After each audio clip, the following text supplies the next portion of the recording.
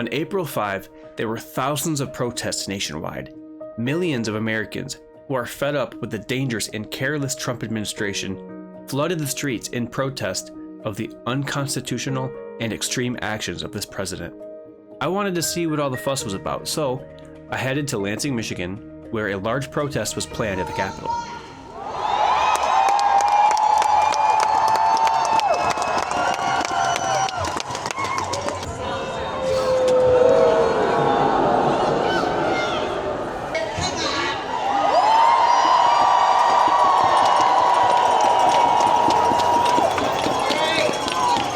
Honestly, didn't know what to expect as far as how many people would show up, but it looks to be at least 8, maybe 10,000 people total.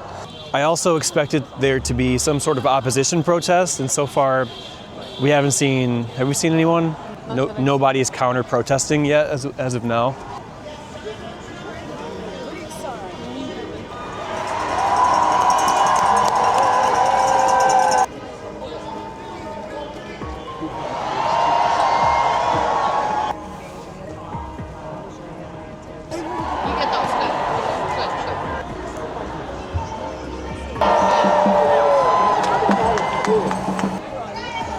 That's a good one. Things have gotten so bad, even dogs are protesting right now. Dogs can't afford kibble.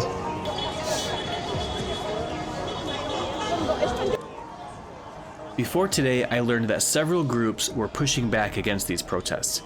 And I'm not just referring to Trump supporters. One group is the progressive community. Many on the left were criticizing these protests because they believe they don't go far enough. They believe that these protests are just trying to protect the status quo and not actually advocating for policy change, and that it's just opposing the illegal and wrongful actions taken by the Trump administration.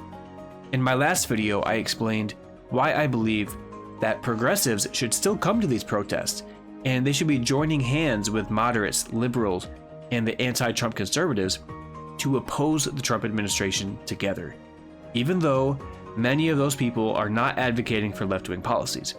However, I understand the frustrations of the progressive community, because during this protest, none of the speakers broached an essential topic. I did not hear one speaker mention the genocide that is happening in Gaza. The Palestinian people are a victim of genocide and ethnic cleansing by a bloodthirsty Israeli government. Play this one for sure. Sweet, thank you. I wanted to pause here for a moment. In this photo, Kristi Noem, who leads the Department of Homeland Security, staged a photo op where she's standing in front of deported people at a draconian prison in El Salvador. And she threatened to send more immigrants there if they, quote unquote, do anything illegal. Of course, we know that the Trump administration has illegally deported legal US residents to this hellish slave labor camp in El Salvador. The courts have stepped in and have ordered the Trump administration to bring back those who were wrongfully and illegally deported. Among those deported was a man from Maryland named Kilmar Abrego Garcia. He's a legal US resident with a work permit. ICE captured him because of claims that he was linked to a South American gang. Of course, these claims were baseless. ICE just needed to fulfill their deportation quotas. The Trump administration, as you would guess, is fighting this court order. He's a legal US resident. Bring him back. I can't even believe that we're having this conversation. Thank you. Yeah, I got that one. No big deal. Oh, I see one. Thank you.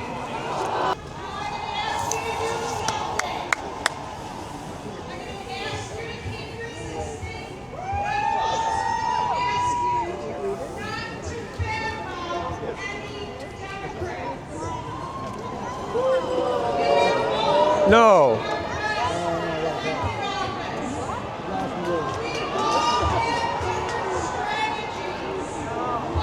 Oh no, she's losing us.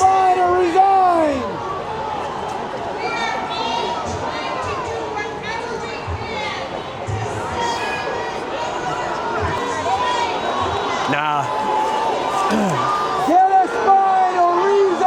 One of the speakers just said, "Stop bad-mouthing Democrats," and she's getting a lot of pushback. Do your job! Do your job!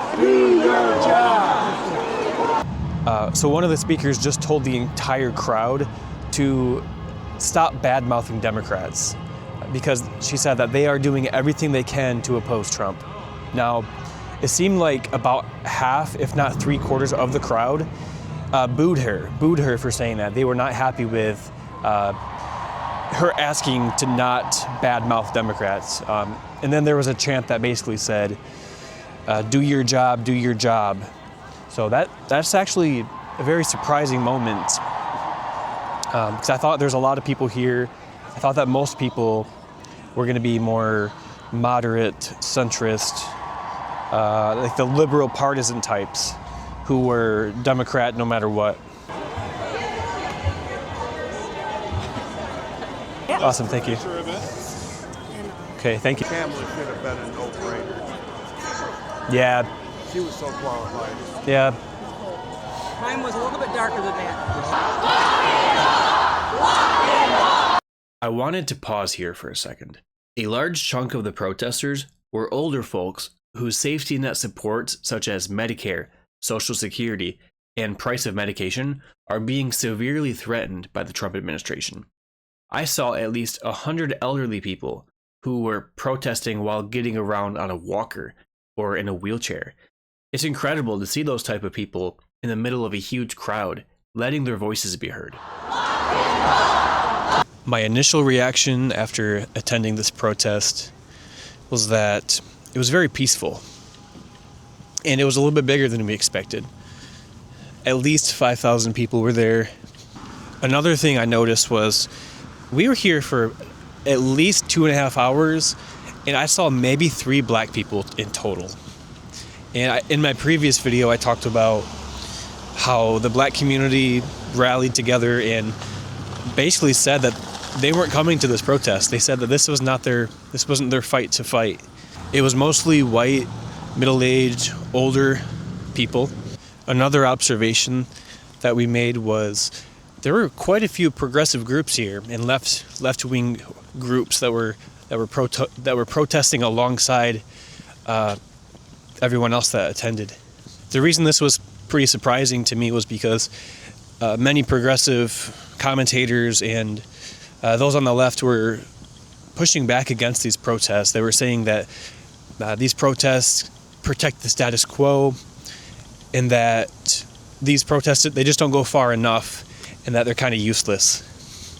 But I was proven wrong today because there was the Democratic Socialists of Michigan, the Democratic Socialists of America. They were here. They had a table set up and everything. Final thoughts. We expect this to be much bigger over the next couple of months when the weather warms up. It was like 46 degrees today, quite chilly, especially or even for Michigan. Also, there wasn't a counter protest. I think, again, we were here for several hours and we only saw one person who had a Trump hat on, and there was no opposition to, there was no counter protest whatsoever. That was really surprising given how organized and how much time people knew and how big this protest was going to be. That was quite surprising.